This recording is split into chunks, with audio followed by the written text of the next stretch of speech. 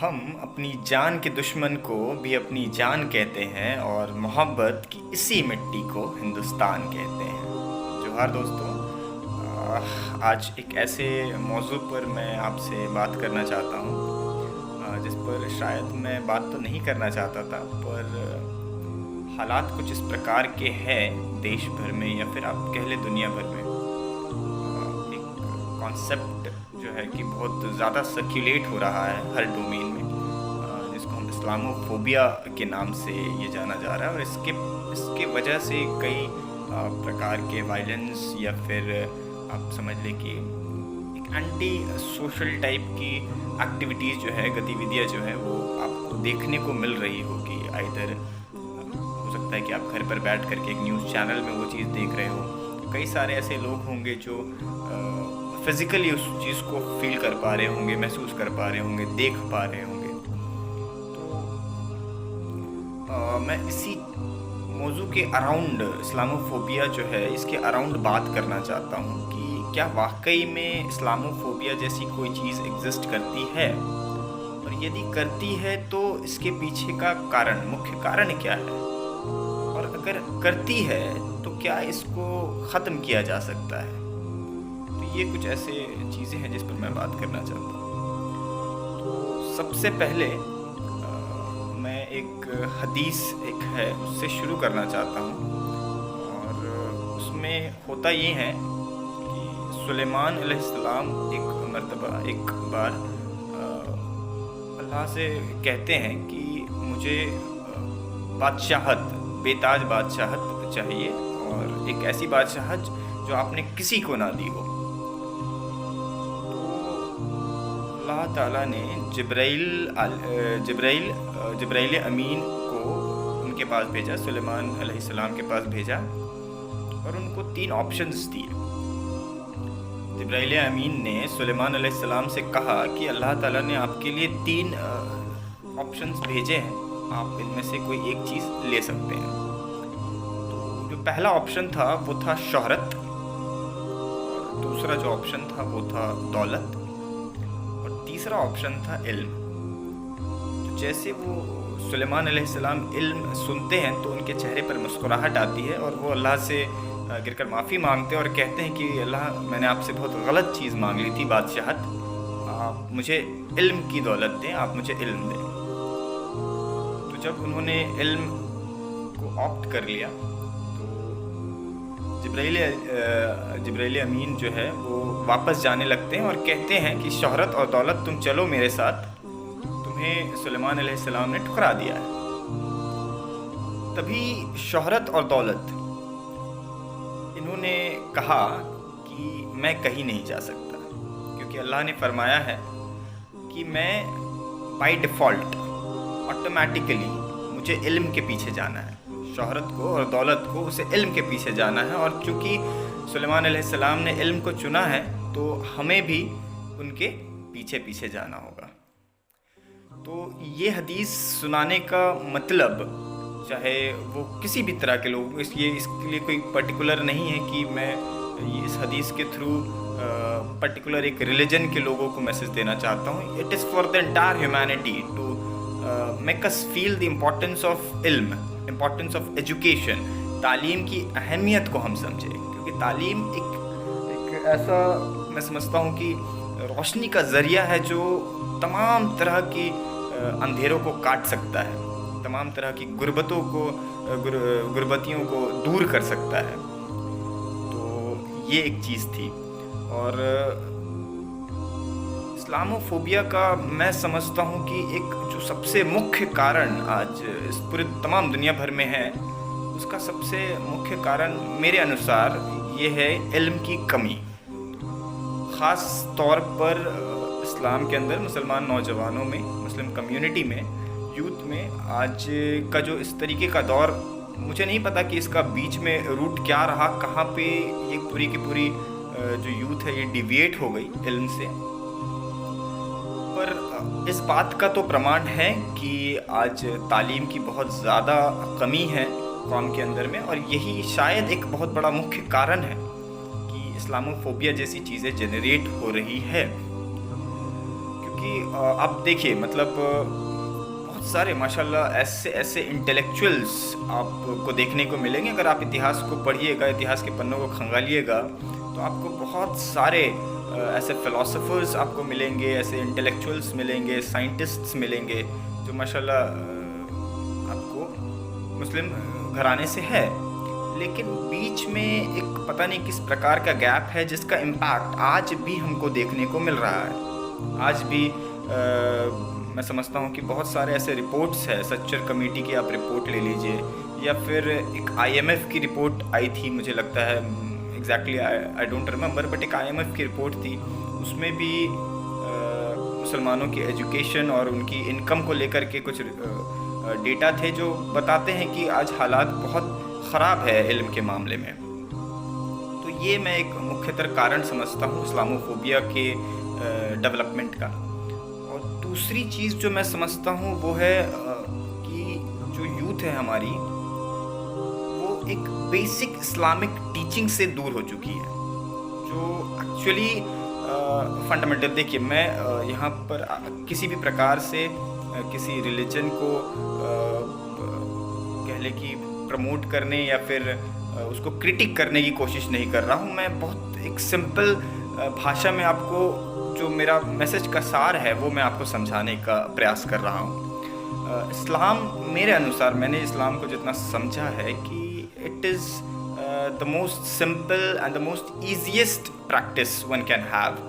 इसमें आपको बहुत ज़्यादा कुछ नहीं करना पड़ता है, कुछ फंडामेंटल चीज़ें हैं जो आपको फॉलो करनी होती हैं, दैट्स इट। पर आज हम उन सारे फंडामेंटल्स को भूल चुके हैं। हम सिर्फ अपने नाम से कि हाँ मेरा नाम इफ्तिखार है, मेरा नाम अब्दुल है और मेरा नाम दिस दैट जो भी है, हम सिर्फ उस नाम से अपने आप को आइडेंटिफाई करके संबोधित कर रहे हैं कि I am a Muslim, I follow Islam, but actually there is no Islam in our practice, there is no not at all, कहीं पर भी नहीं है। तो शायद ये सेकेंडरी एक दूसरा बहुत मुख्य कारण है कि इस्लामोफोबिया क्रिएट हो गया। बिकॉज आप देखिए दुनिया के कोई भी व्यक्ति हो, कोई भी इंसान हो, अगर उसको इस्लाम को समझना है, उसको जानना है कि व्हाट इज़ इस्लाम, तो वो उसका डायरेक्टली जो रिफ्लेक्शन मिलेगा उसको, वो एक मुस्लिम पर्सन से मिलेगा। मतलब यदि वो किसी व्यक्ति को देखता है, उसके प्रैक्टिसेस को देखता है, उसके हैबिट्स को देखता है, उसके बात करने के तरीके को देखता है, उसके रवैये को देखता है, एटीट्यूड को देखता है, तो वो वही एटीट्यूड को देखकर समझेगा कि अच्छा इस्लाम का भी एटीट्यूड ऐसा ही है। तो मैं समझता हूँ कि अपने बेसिक जो इस्लामिक टीचिंग्स है, आप एक छोटा सा एक उदाहरण से मैं आपको एक्सप्लेन करना चाहूँगा कि डाउरी, दहेज एक ऐसी प्रथा है जो जिससे आज भी पूरा का पूरा मैं समझता हूँ कि हमारा समाज, हमारी देश सब ग्रसित है। और इसके लिए हमारे संविधान में भी प्रावधान है, जबकि डाउरी प्रोहिबिशन एक्ट जो कि 1961 में आया था, पर चलिए ये तो कॉन्स्टिट्यूशन में मैं समझता हूँ 1961 में आया था, बहुत करीब आया। लेकिन इस्लाम में इस चीज़ के बारे में ज़िक्र काफ़ी साल पहले की है, 1400-1500 साल पहले की है। कुरान में इसका जिक्र है कि आपको दहेज नहीं लेना है। इस्लाम में इट इज़ क्लियरली मेंशन्ड कि आपको निकाह को ईजीएस्ट बनाना है। ईजीएस्ट बनाना है इन द सेंस कि जो लड़की है उसके पिताजी पर, उसके वालिद पर, उनके कंधे पर लड़की के शादी का आपको बोझ नहीं आने देना है, किसी भी प्रकार का बोझ नहीं आने देना है। लेकिन आज in reality, in ground reality, ज़मीनी हकीकत क्या है? ज़मीनी हकीकत तो कुछ और ही है। यहाँ हर तरीके से आपको प्रेशराइज़ किया जा रहा है, लड़कियों के पेरेंट्स को शादियों के बाद लड़कियों को प्रेशराइज़ किया जा रहा है कि आप ये लेकर आओ। तो इससे क्या होगा? इससे बाय डिफ़ॉल्ट किसी के घर में यदि लड़की जन्म लेगी तो उसके पिताजी के दिमाग में तो यही थॉट आएगा ना भाई कि आने वाले समय में फिर मुझे इसकी शादी करनी होगी, मुझे 15 से 20 लाख रुपए इसके शादी के लिए अलग से जो है कि इंतज़ाम करना होगा। तो उससे एक बेटी के पैदा होने किसी घर पे, उस बेटी की क्या गलती है? आप मुझे बताओ, उस बेटी की क्या गलती? इस्लाम ने बेटियों को सबसे ऊंचा ओहदा दिया है, लेकिन हमारे इस मैल प्रैक्टिस के कारण, हमारे इस नॉनसेंस प्रैक्टिस के कारण, जो कि इस्लामिक टीचिंग है ही नहीं, लेकिन फिर भी हम उसको प्रैक्टिस कर रहे हैं, हम उसको फॉलो कर रहे हैं। अब फिर at the end of the day हम कहते हैं कि हम मुस्लिम हैं एंड वी आर रिप्रेजेंटिंग इस्लाम। तो हम रिप्रेजेंट इस्लाम को नहीं कर रहे हैं, हम रिप्रेजेंट कर रहे हैं ऐसे वाहियात प्रैक्टिसेस को जो एट द एंड इस्लामोफोबिया का फॉर्म ले रहा है। तो इस बात को समझे कि ये छोटी चीज़ आपके लिए लगी होगी कि आपने ले लिया, चलो वो देने के काबिल थे, नहीं देने के काबिल थे वो अलग चीज़ है, आपने ले लिया आप, बट ये एक छोटा सा प्रैक्टिस ना एक बहुत गलत मैसेज कैरी फॉरवर्ड करता है। तो ये एक एग्जाम्पल था कि कैसे जो है कि बेसिक इस्लामिक टीचिंग से हम दूर होने के कारण शायद इस्लामोफोबिया एक प्रकार से आप कह सकते हैं कि क्रिएट हुआ है। तीसरा कारण मैं समझता हूँ टर्शियरी कारण कि हम बहकावे में आ जाते हैं। बहकावे इन द सेंस कि आप समझे खुदा ने, भगवान ने, ईश्वर ने हम सबको जो सबसे मैं समझता हूँ बेहतरीन चीज़ हमारे जिस्म में दिया है वो है दिया हमारा दिमाग, हमारा ब्रेन, इंटेलेक्चुअल। तो कहा गया है कि भाई आप किसी भी चीज़ को सुनने के बाद एक्ट करें, उससे पहले आप थिंक करें। यानी एक 3 स्टेप प्रोसेस है कि आप सुने, सुने या देखें, जो भी सुने, और सुनने के बाद आप सोचें, थिंक करें, अपने इंटेलेक्चुअल, आपको जो ऊपर वाले ने, कुदरत ने आपको ब्रेन दिया है, उस ब्रेन में आप उस पर विचार करें, सोचें, उसके बाद एक्ट करें। बट इन रियलिटी हम क्या कर रहे हैं? हम सुन रहे हैं, एक्ट कर रहे हैं, सुन रहे हैं, एक्ट कर रहे हैं, and we are skipping that think part. जब हम उस थिंक पार्ट को स्किप कर देंगे, हम सोचेंगे नहीं, तो हमारे को जो सुनाई देगा, हमारे को जो दिखाई देगा, विल एक्ट ब्लाइंडली। ये चीज़ हमको देखने को मिल रही है, मॉब वायलेंसेस में हमको ये चीज़ देखने को मिल रही है, कहीं पर दंगे हो जा रहे हैं, वहाँ पर हमको ये चीज़ देखने को मिल रही है, लिंचिंग्स में ये चीज़ हमको देखने को मिल रही है। इसके अलावा आप समझ लें कि कुछ अति बुद्धिमान, मैं कहूँगा एक्स्ट्रा इंटेलेक्चुअल लोग है इस संसार के अंदर में, जो जानबूझकर किसी भी मज़हब पे या किसी भी रिलीजन पे कुछ ऐसी टिप्पणी करने की कोशिश करेंगे या कुछ ऐसी एक्टिविटी करने की कोशिश करेंगे जिनसे वो चाहेंगे कि उनको लाइमलाइट मिले, उनको लोग जाने, और उनको उस चीज़ से परवाह नहीं है कि इसका कॉन्सिक्वेंस क्या होगा। शायद हो सकता है कई सारे लोगों की जाने या किसी भी प्रकार का कोई नुकसान, वो उस चीज़ के बारे में फिक्र नहीं करेंगे, वो बस एक्ट करेंगे। तो मेरा कहने का मतलब है कि उन लोगों पर हम ध्यान क्यों दें। फॉर एग्ज़ाम्पल, मैं सबसे साधा और साधारण उदाहरण आपको दूंगा कि हाल ही में वसीम रिजवी के जो भी एक्टिविटीज़ हैं उस पर लोगों ने उनका सर कलम करके ले आओ, मैं 10 लाख रुपए का इनाम है, उनके सर कलम करके ले आओ 10,000 का, 20,000 का इनाम। क्यों? हम इम्पोर्टेंस क्यों दे रहे हैं उनको? वो एक पर्टिकुलर पर्सन इतना इन्फ्लुएंशियल हो गया और वो चाहता ही यही कि उसको लाइमलाइट मिले। लोग जब उससे नफरत करेंगे, एक तबके के लोग जब नफरत करेंगे तो दूसरे तबके के लोग उसको ऑटोमेटिकली मोहब्बत करेंगे और ऊंचे ओहदे पर बैठाएंगे। ये तो उसका पर्पस है, and we are acting as a catalyst for his action. वो जो चाह रहा है, जो चीज़ डिमांड कर रहा है, हम उसमें एक कैटलिस्ट की तरह काम कर रहे हैं। हम उसको हेल्प कर रहे हैं कि हम उससे नफरत करें और दूसरे लोग उससे मोहब्बत करें। क्यों? क्योंकि हमने सोचा नहीं, हमने सुना कि भाई ऐसा ऐसा है और हमने एक्ट कर दिया। हमने सोचा नहीं, हमने एनालाइज नहीं किया कि इसके पीछे क्या कारण हो सकता है। रुकना है, सोचना है, ये हमने नहीं किया। चौथी चीज़ कि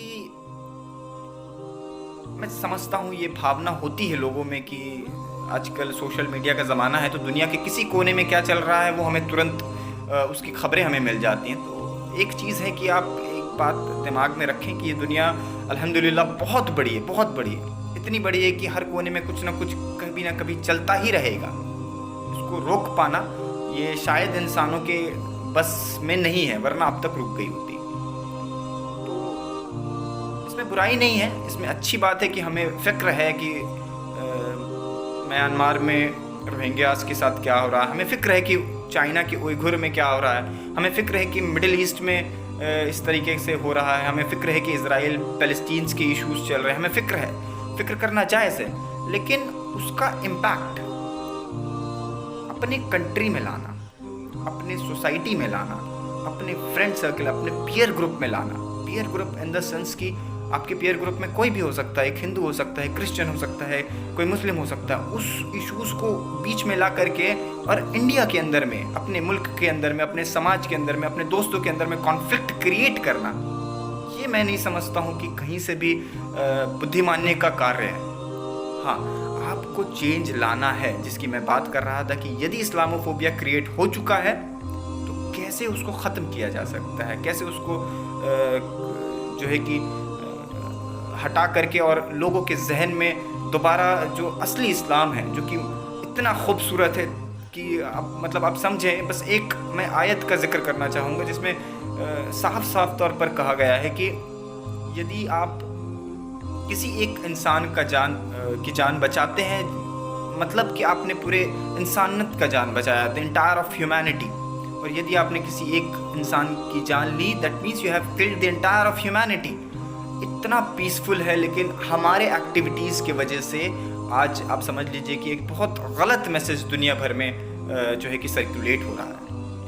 तो खैर, वो जो भी हो, मेरे कहने का मतलब है कि इस्लामोफोबिया को अगर हम चाहते हैं कि ख़त्म हो और एक अमन भाईचारा क्रिएट हो, एटलीस्ट अपने मुल्क के अंदर, अपने माशरे के अंदर क्रिएट हो, तो उसके लिए ज़रूरी है कि हम पहले ये जो 3 स्टेप प्रोसेस है इस पर काम करना शुरू करें।